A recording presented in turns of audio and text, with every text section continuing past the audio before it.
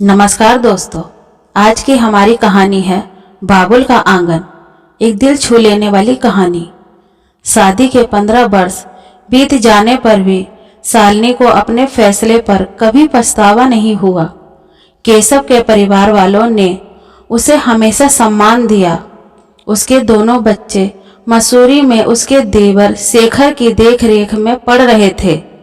उसके जीवन में सब कुछ ठीक था, फिर भी मन के एक कोने में अपनों को दुखी करने का अपराध बोध जब तक तक्षक की तरह फन उठा उसके मन को डसने लगता। केशव के ऑफिस जाने के बाद शालिनी बाकी बचे कामों को पूरा करने में ही लगी थी कि अचानक फोन की घंटी बज उठी। फोन उठाते ही उधर से केशव की चहकती हुई आवाज सुनाई दी। तुम्हारे लिए एक बहुत बड़ी खुशखबरी है। आज से बाबुल मोरा नेहर छूटो जाए। सुनने के तुम्हारे दिल लद गए। तुम्हारा बरसों का वनवास खत्म हो गया और वह चिर प्रतीक्षित न्योता आ गया जिसका तुम्हें पूरे 15 वर्षों से इंतजार था। यूं पहेलियां मत बुझाइए, साफ साफ बताइए कि बात क्या है। तुम्हारे हिटलर विष्णु भैया, जिन्होंने कसम खाई थी कि ना कभी तुम्हारी शक्ल देखेंगे और ना अपने घर की देहली लांघने देंगे, आज उन्होंने अपनी बेटी अनन्या की शादी में आने के लिए कार्ड और उसके साथ तुम्हें मनाने के लिए एक पत्र भी भेजा है। शायद उन्हें फैक्ट का पता मालूम नहीं था, इसलिए मेरे ऑफिस के पते पर यह पत्र आया है। केशव की बातें सुन हस्तप्रभ शालिनी के आश्चर्य की सीमा ना रही। स्त्री के लिए उसका मायका उसके जीवन का एक ऐसा हिस्सा होता है जिसे वह कभी भुला नहीं पाती। आज मायके से संदेशा पा उसका मन चंचल पक्षी बन अतीत की गलियों में विचरने लगा। उसके पापा आशुतोष माथुर की गिनती शहर के जाने माने वकीलों में होती थी। माँ एक सीधी सादी घरेलू महिला थी। भाई बहनों में सबसे बड़े थे विष्णु भैया, उसके बाद शैल दी, फिर सोनाक्षी दी और सबसे छोटी वह खुद थी। चारों भाई बहनों के बीच अटूट प्यार था, लेकिन अनुशासन प्रिय विष्णु भैया से तीनों बहनें जितना प्यार करती थीं उतना ही डरती भी थीं। फिर भी आड़े वक्त पर हमेशा विष्णु भैया ही काम आते, चाहे पापा के खौफ से बचना हो या फिर अपनी पसंद की कोई चीज लेनी हो। तीनों बहनें माँ की जगह भैया के पास ही भागी चली जाती थीं। इसी तरह अपना सुख दुख, आक्रोश और आवेग बांटने दिन गुजरते रहे और वे सब भी बचपन लांघकर जवानी के दहली पर आ खड़े हुए। पापा ने शैल दी की शादी तय कर दी। साधारण कद काठी और शकल सूरत वाले अरविंद जीजा जी रांची विश्वविद्यालय में फिजिक्स पढ़ाते थे। रांची में उनका हवेलीनुमा मकान और पद प्रतिष्ठा को देख पापा ने झट से उनके साथ शैल दी की शादी तय कर दी थी। लेकिन शादी के बाद जब भी शैल दी ससुराल से आती, उनकी बड़ी बड़ी आंखों में एक अजीब सी उदासी और मायूसी नजर आती, जिसे वे बेवजह ही हंसी में छुपाती रहती। इसी दौरान एक ट्रेनिंग के सिलसिले में शालिनी को रांची जाना पड़ा। यह सोचकर वे बेहद खुश थी कि शैल दी के साथ ढेर सारी बातें और मस्ती करने का मौका मिलेगा, लेकिन वहां पहुंचकर उसका सारा उत्साह ठंडा पड़ गया। उसे अब जाकर एहसास हुआ था कि शैल दी के चेहरे की रौनक और आंखों की चंचलता क्यों गायब हो गई। अरविंद जीजा जी जैसा नीरस और क्रोधी व्यक्ति उसने पहले कभी नहीं देखा था। हर समय शैल दी उस चिड़चिड़े आदमी के इशारों पर नाचती रहती, फिर भी उन्हें पत्नी में कोई गुण भी ही नजर नहीं आता, बस कमियां ही कमियां निकालते रहते। लेकिन सैलदी की सहनशील शक्ति का जवाब नहीं था, जो चुपचाप सब सुनती रहती। जिस दिन उसे पटना लौटना था, सैलदी उसे बार बार समझाती रही कि मम्मी पापा को कुछ मत बोलना। उनकी बातें सुनकर वह झुंझला पड़ी थी। दी, आपने तो आज्ञाकारी बेटी बनने की हद पार कर दी। आपका यूं घुट घुट कर जीना मेरी आत्मा को कम छलनी नहीं करता है। कितना अच्छा होता अगर आप राहुल के लिए अपने हृदय के द्वार खोल देती। चौंकिए मत, क्या मैं नहीं जानती कि आपकी सहेली हेमा का देवर राहुल आप पर जान छिड़कता था। आप भी उसे कम प्यार नहीं करती थी, फिर भी उसे अपने आसपास कभी फटकने नहीं दिया। क्या दोष था राहुल का? यही कि वह हमारी जाति का नहीं था। पर आपको इस बात की ज्यादा चिंता थी कि मम्मी पापा की इज्जत पर कोई आंच न आए। मैं तो कहती हूँ, अगर आप राहुल के साथ भाग जाती तो कौन सा आसमान टूट पड़ता।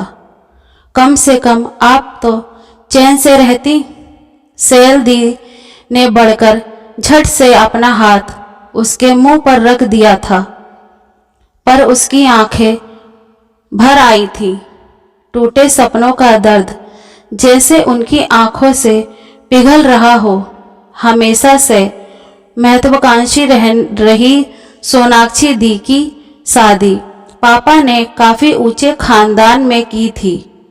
प्रतीक जीजाजी शहर के बड़े बिजनेसमैन थे और इकलौती संतान थे। इस रिश्ते से सभी लोग बेहद खुश थे। सोनाक्षी दी की सास कलावती भी सुंदर, संस्कारी और पढ़ी लिखी बहू पाकर निहाल थी। लेकिन सोनाक्षी दी ने जब एक के बाद एक दो बेटियों को जन्म दिया तो उनकी सास मां का रवैया ही बदल गया, क्योंकि वंश चलाने के लिए उन्हें बेटा चाहिए था। फिर शुरू हुआ एक के बाद एक गर्भपात का सिलसिला। किसी को भी ना उनके जर्जर होते शरीर का ख्याल था, ना ही छलनी होते दिल का। कभी समझौता नहीं करने वाली सोनाक्षी दी की जिंदगी ही समझौता बन गई थी। कई गर्भपात के बाद जब बेटा हुआ तो उसे संभालने की शक्ति उनमें नहीं बची थी। उनके बेटे को तो उनकी सासू मां ने संभाल लिया था, लेकिन वे खुद एनीमिया के साथ मलेरिया का प्रहार झेल नहीं सकी और अपने नवजात शिशु को छोड़ पंचतत्व में विलीन हो गई। दोनों बहनों के दरुण दुख से शालिनी का हृदय तार तार कर दिया और उसने शादी ना करने का फैसला कर लिया। घर के लोग समझाते रहे, पर वह अपनी जिद पर अड़ी थी। एमएससी करने के बाद वह रिसर्च में पूरी तरह डूब गई। वहीं उसकी मुलाकात केशव से हुई। निश्चल मन का केशव काफी सुलझा हुआ इंसान था। शालिनी की हर तरह की उलझन को सुलझाते सुलझाते वह खुद ही उसके प्यार में उलझता चला गया, जिसका आभास शालिनी को भी जल्द ही हो गया। केशव के प्यार और निष्ठा ने शालिनी की शादी न करने के फैसले को यह जानते हुए भी बदल डाला कि केशव जितातीय है। केशव से शादी करने के उसके फैसले की जानकारी होते ही घर में जैसे भूचाल आ गया। पापा से ज्यादा तो विष्णु भैया तिलमिला उठे थे। हिम्मत कैसे हुई तुम्हारी जो इस शादी के लिए इजाजत मांगने आ गई? अगर तुमने केशव से शादी करने की बात भी सोची तो तुम्हारी जान ले लूंगा। मजबूर होकर शालिनी और केशव ने कोर्ट में शादी कर ली और उसके साथ ही मायके से उसका रिश्ता हमेशा के लिए खत्म हो गया। कभी वह भैया की सबसे लाडली थी, लेकिन वही भैया उसके जीवन के सबसे महत्वपूर्ण फैसले में उसका साथ देने की बजाय दुश्मनों सा व्यवहार कर रहे थे। ना पहले हुई दोनों शादियों से सीख ली, ना अपनी छोटी बहन के मन को समझने की कोशिश ही की। पूरे परिवार में एक माँ ही थी जो सिर्फ इतना जानकर कि उसकी बेटी खुशी दाम्पत्य जीवन जी रही है, इस शादी से पूरी तरह संतुष्ट थी। शादी के 15 वर्ष बीत जाने पर भी शालिनी को अपने फैसले पर कभी पछतावा नहीं हुआ। केशव के परिवार वालों ने उसे हमेशा मान सम्मान दिया। उसके दोनों बच्चे मसूरी में उसके देवर शेखर की देखरेख में पढ़ रहे थे। उसके जीवन में सब कुछ ठीक था, फिर भी मन में एक कोने में अपनों को दुखी करने का अपराध बोध जब तक तक्षक की तरह फन उठा उसके मन को डसने लगता, तभी कॉलवेल की आवाज सुन उसके भटकते मन पर लगाम लगी। वह दरवाजे की तरफ लपकी। केशव ने अंदर आते ही मुस्कुराते हुए उसके हाथों में लिफाफा थमा दिया। वह लिफाफा थामे बेडरूम में आ गई। केशव से चाय तक पूछने का उसे होश नहीं था, बस जल्दी से पत्र खोल पढ़ने बैठ गई। शालिनी, आशीष, समझ में नहीं आता किस मुंह से तुम्हें आशीर्वाद दे रहा हूँ। जिस समय तुम्हारे सर पर आशीर्वाद भरा हाथ रख तुम्हें समाज के कुटिल कटाक्ष से बचाना चाहिए था, उस समय मैं खुद तुम्हारे विरुद्ध विषमन कर अपना चेहरा उज्जवल कर रहा था। मेरे ही कारण तुम अपने ही घर में पराई हो गई, कई अपमान व दर्द झेले। अगर आज तुम मुझे क्षमा ना भी करो तो मैं तुम्हें दोष नहीं दूंगा। माँ ने तो वैसे भी तुम्हें कभी दोषी नहीं माना। माँ के जाने के बाद मैंने पापा की आंखों में भी पल पल तुम्हारा इंतजार देखा, फिर भी मम्मी पापा ने अपने बेटे को अपने बुढ़ापे के एकमात्र सहारे का कभी विरोध करने का साहस नहीं किया। कहते हैं जो किसी से नहीं हारता वो अपनी ही संतान से हार जाता है। मम्मी पापा के बाद अपनी ही संतान से हारने की बारी मेरी थी। मेरी बेटी अनन्या ने मुझे लाकर उसी दौर राह पर खड़ा कर दिया जहां लाकर कभी तुमने हम सबको खड़ा कर दिया था।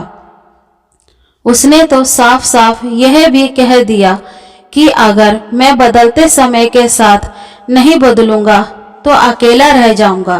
कभी बड़ी निष्ठुरता से अपनी बहन का त्याग करने वाला भाई एक पिता के रूप में अपनी ही बेटी के आगे विवश हो गया। जब उसने मेरी रूढ़िवादी सोच की धज्जियां उड़ा दी, तब मेरी समझ में आया कि मेरे हाथों कितना बड़ा अन्याय हो गया। अक्सर ही माँ की कातर दृष्टि की याद मुझे सहमा जाती है। इस पत्र के साथ अनन्या के शादी का कार्ड भी है। अगर तुम और केशव मुझे माफ कर सको तो सारी प्रताड़ना, अपमान और अपेक्षा को भुला अपने पूरे परिवार के साथ अनन्या की शादी में अवश्य आओ। अगर माफ ना भी कर सको तो भी पापा की प्रतीक्षा करती आंखों का ख्याल करके जरूर आओ। तुम्हारे इंतजार में तुम्हारे भैया ने शादी के कार्ड पर फोन नंबर लिखा है। शालिनी के हाथ खुद ब खुद नंबर डायल करने लगे। हेलो भैया की आवाज थी। सुनते ही शालिनी की जुबान जैसे तालू से चिपक गई, लेकिन भैया उसकी चुप्पी से ही ताड़ गए। कौन? क्या शालिनी? हाँ, मुश्किल से एक शब्द निकल पाया। क्या तुमने मुझे माफ? ये क्या भैया, भाई बहन के बीच माफी जैसे शब्द कहाँ से आ गए? ऐसा बोलकर एक बार फिर आपने मुझे पराया कर दिया। मेरे भैया मुझसे माफ़ी मांगे, यह तो मुझे कभी भी मंजूर नहीं होगा। आप तो हमेशा डांटते हुए ही अच्छे लगते हैं। आज भी आप मुझे डांटकर अधिकार से बुलाइए। देखिए मैं कैसे सिर के बल दौड़ी चली आती हूँ। तभी उधर से भैया की आवाज़ आई, ज़्यादा 3-5 मत कर, जल्दी से जल्द पहुँच, ढेर सारे काम पड़े हैं।